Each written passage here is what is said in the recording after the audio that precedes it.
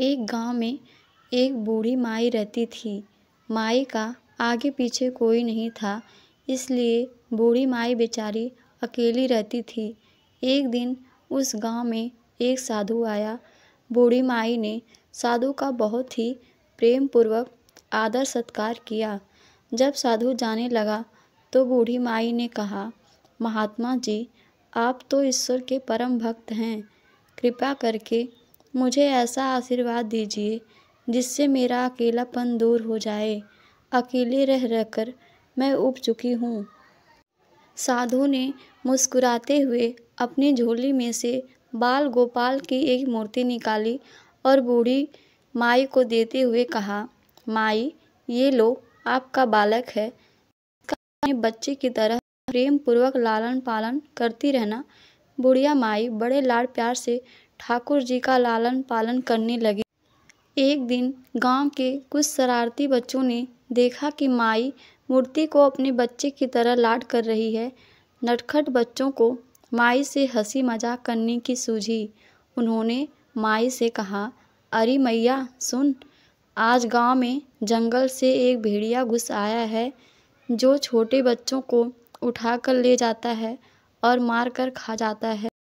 तुम का ख्याल रखना, कहीं भेड़िया इसे उठाकर ना ले जाए।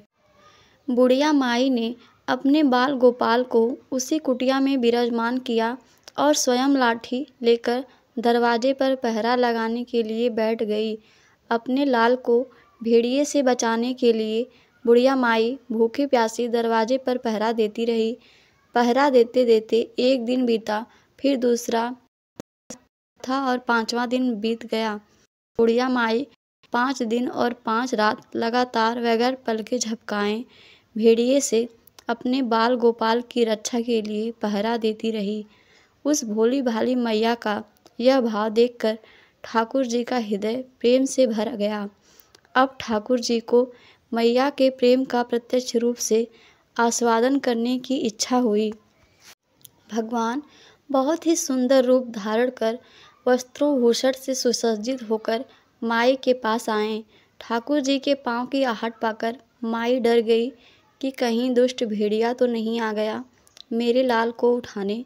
माई ने लाठी उठाई और भेड़िए को भगाने के लिए उठ खड़ी हुई। तब श्याम सुंदर ने कहा, मैया, मैं हूँ, मैं तेरा वही बालक हूँ जिसकी तुम रक्षा करती हो। माई ने कहा, क्या? चल हट, तेरे जैसे बहुत देखे हैं, तेरे जैसे सैकड़ों अपने लाल पर निछावर कर दूं। अब ऐसा मत कहियो, चल भाग जा यहाँ से। ठाकुर जी मैया के इस भाव और एक निष्ठता को देखकर बहुत ज़्यादा प्रसन्न हो गए।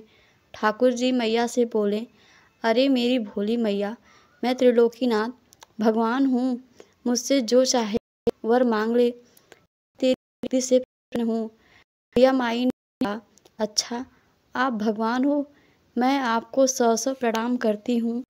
कृपया कर मुझे यह वरदान दीजिए कि मेरे प्राण प्यारे लाल को भेड़िया ना ले जाए। अब ठाकुर जी और ज़्यादा प्रसन्न होते हुए बोले, तो चल मैया, मैं तेरे लाल को और तुझे अपने निज धाम लिए चलता हूँ, वहाँ भेड़िए का कोई भय नहीं है। इस तरह प्रभु बुढ़िया माई को अपने निज धाम ले गए। इस कहानी से शिक्षा मिलती है कि हमें अपने अंदर बैठे ईश्वरीय अंश की काम, क्रोध, लोभ, मोह और अहंकारी रूपी भेड़िए से रक्षा करनी चाहिए। जब हम पूरी तरह से तन्मय होकर अपनी पवित्रता और शांति की रक्षा करते हैं तो एक न एक दिन ईश्वर हमें दर्शन जरूर देते हैं। भगवान को पाने का सबसे सरल मार्ग है भगवान को प्रेम करो, इस काम प्रेम जैसे बुढ़िया माई ने किया था। दोस्तों, वीडियो पसंद आए तो वीडियो को लाइक, शेयर और चैनल को सब्सक्राइब कीजिएगा। धन्यवाद। राम राम, राधे राधे।